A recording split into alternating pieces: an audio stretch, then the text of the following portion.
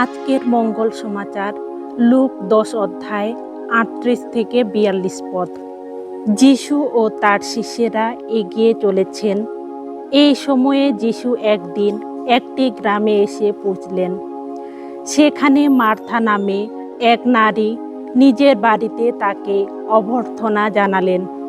মারিয়া নামে তার একটি বোন ছিলেন।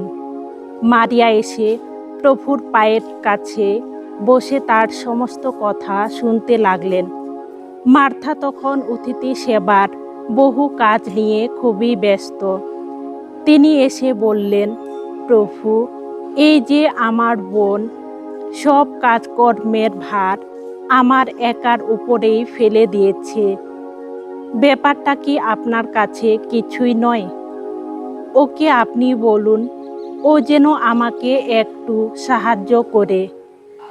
কিন্তু প্রভু তাকে উত্তর দিলেন, মার্থা, মার্থা, তুমি তো অনেক কিছু নিয়েই চিন্তিত ও বিচলিত, কিন্তু দরকার শুধু একটি জিনিসেরই।